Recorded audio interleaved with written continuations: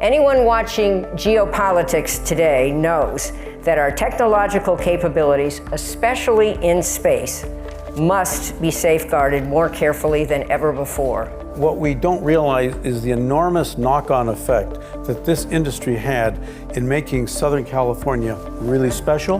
We had not only SC, but a number of other institutions that provided remarkable expertise. Pulling people together to work on hard problems to ensure that as we all sleep at night, that we know very well what's going on around the world. We have to make space for leadership to solve complex problems. Even though what we're spending now is more than we spent years ago, as a percentage of our gross domestic product, it's smaller.